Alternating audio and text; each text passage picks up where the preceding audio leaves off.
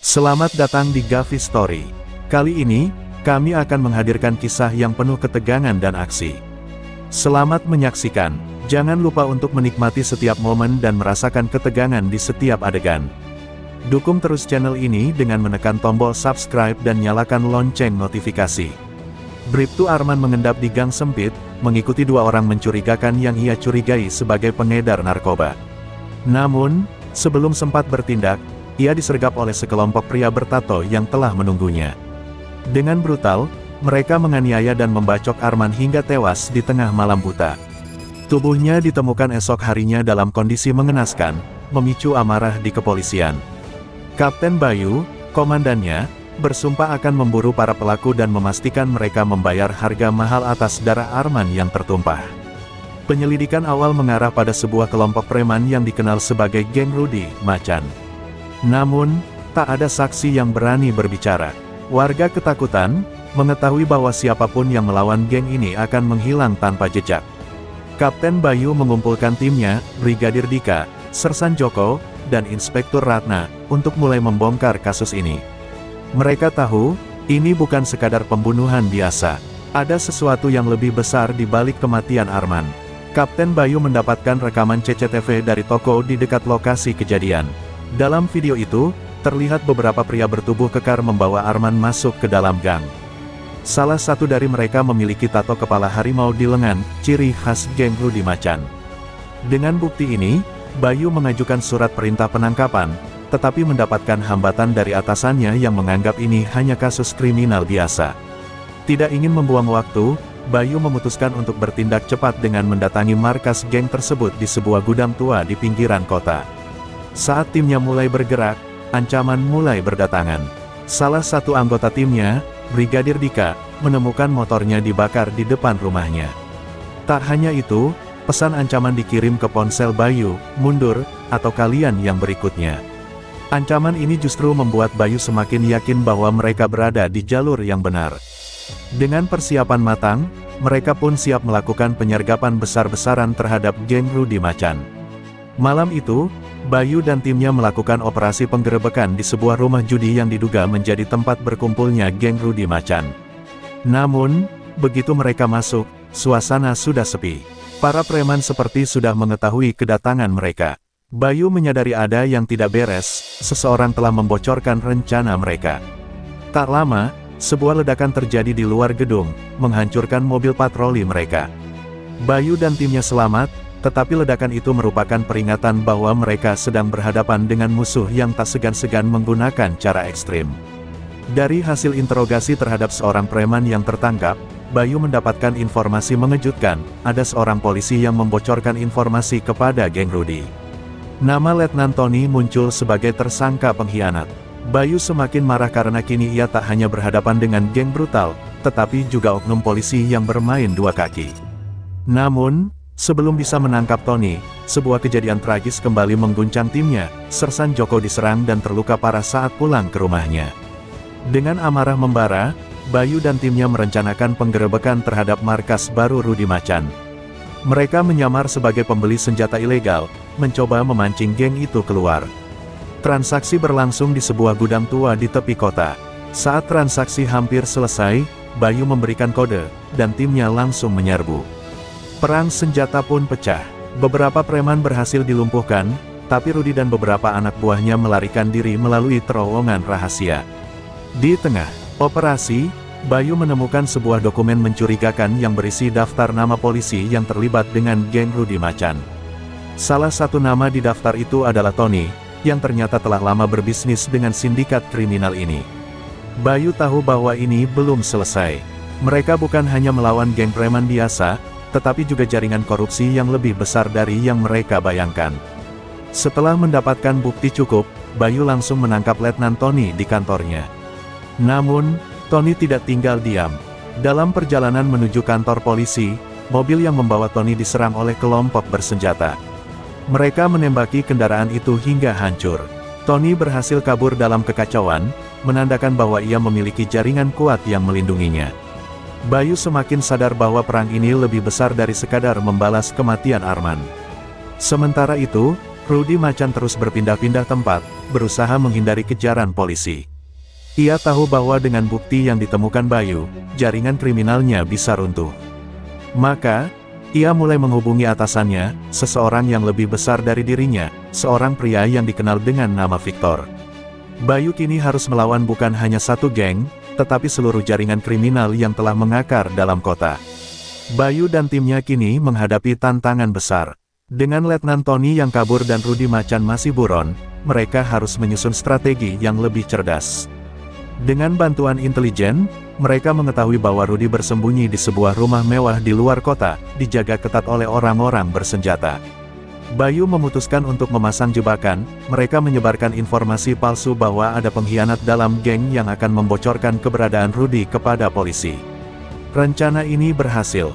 Dalam waktu singkat, Rudy panik dan memerintahkan anak buahnya untuk mencari pengkhianat. Namun, tanpa diduga, Tony muncul kembali dan mengubah permainan. Ia yang kini bekerja penuh untuk Victor, mengatur penyergapan terhadap tim Bayu. Malam itu, saat Bayu dan timnya bersiap menangkap Rudy, mereka justru dijebak di sebuah gang sempit. Tembakan tiba-tiba menghujani mereka. Brigadir Dika terkena tembakan di bahu, sementara Ratna hampir tertangkap. Bayu dan timnya berhasil melarikan diri dengan susah payah, tetapi mereka menyadari bahwa musuh mereka bukan hanya geng jalanan, mereka sedang berhadapan dengan organisasi kriminal raksasa yang memiliki kekuatan dan sumber daya yang jauh lebih besar. Setelah kejadian di gang, Bayu semakin yakin bahwa Rudy bukan target utama. Ia hanyalah pion dalam permainan besar. Victor, otak di balik semua ini, adalah ancaman sebenarnya.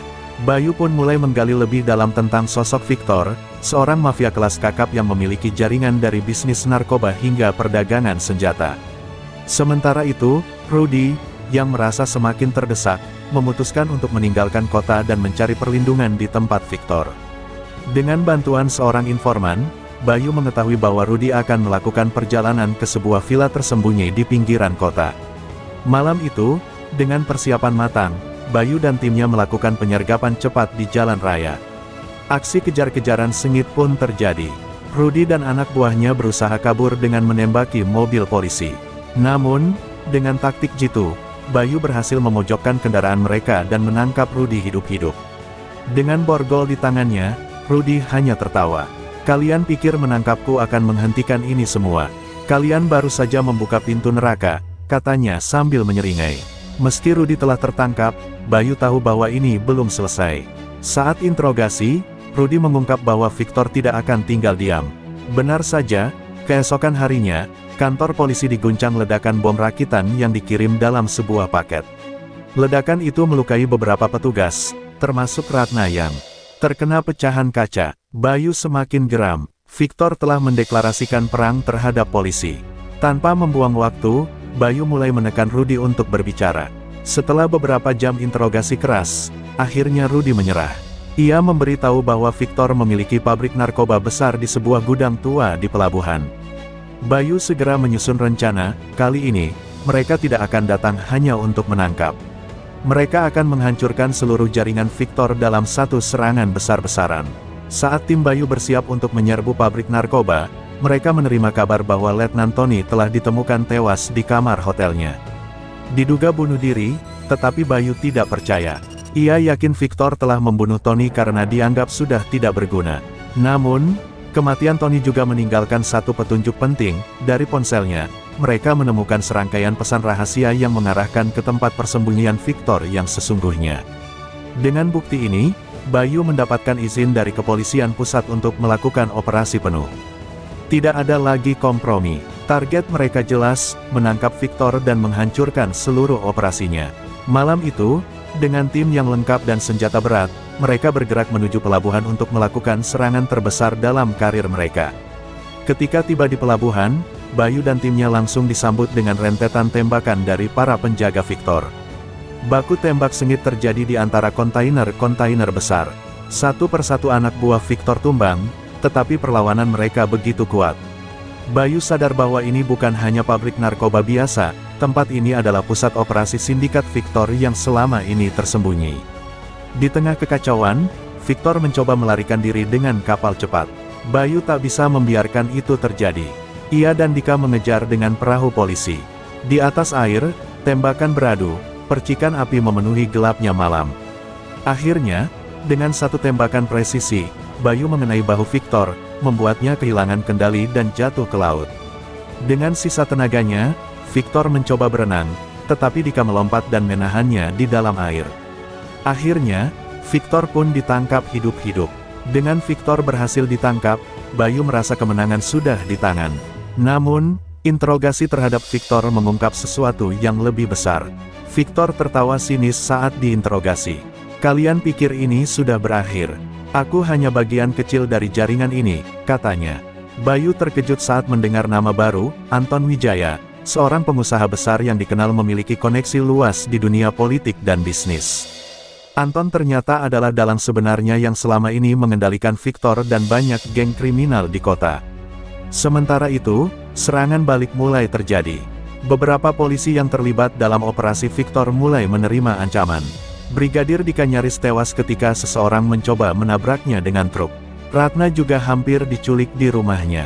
Bayu sadar, mereka sekarang menghadapi musuh yang lebih berbahaya, seseorang yang memiliki kekuatan lebih dari sekadar geng jalanan. Dengan bukti yang mereka miliki, Bayu harus menemukan cara untuk menjatuhkan Anton sebelum lebih banyak korban berjatuhan. Bayu dan timnya mulai menelusuri jejak Anton. Dari hasil penyelidikan, mereka menemukan bahwa Anton memiliki jaringan hingga ke kepolisian, bahkan ke pemerintahan daerah. Beberapa pejabat tinggi disebut dalam dokumen yang ditemukan di kantor Victor. Ini bukan lagi perang melawan preman, tapi melawan mafia kelas atas.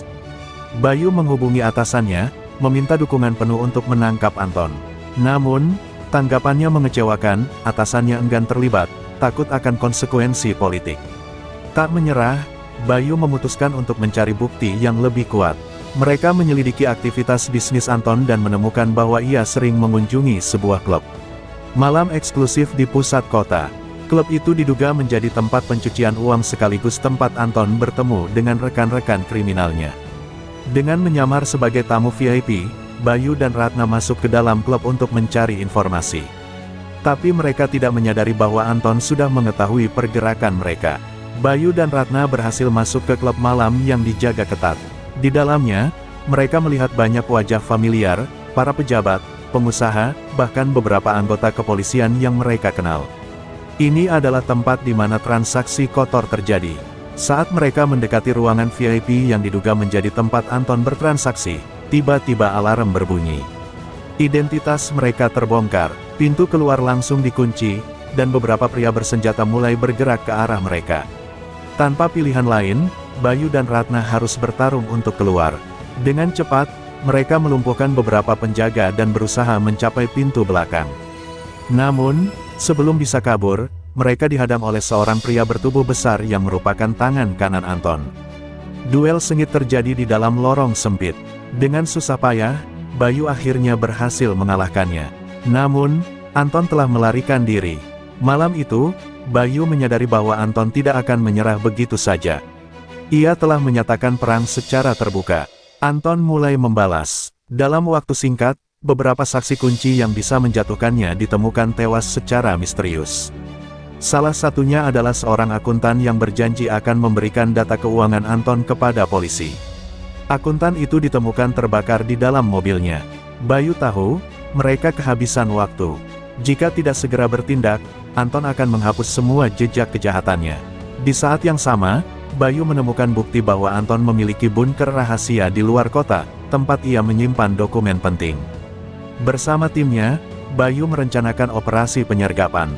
Namun, sebelum mereka berangkat, markas kepolisian diserang oleh kelompok bersenjata bayaran. Rentetan peluru menghantam gedung, memaksa polisi untuk bertahan. Perang terbuka telah dimulai, dan Bayu harus segera mengakhiri ini sebelum lebih banyak korban jatuh. Setelah pertempuran sengit di markas kepolisian, Bayu dan timnya melacak keberadaan bunker Anton. Dengan dukungan pasukan khusus, mereka bergerak ke lokasi yang tersembunyi di pegunungan. Bunker itu dijaga oleh pasukan bayaran yang bersenjata lengkap. Saat penyergapan dimulai, baku tembak tak terhindarkan. Tim Bayu harus bertarung mati-matian untuk menembus pertahanan bunker.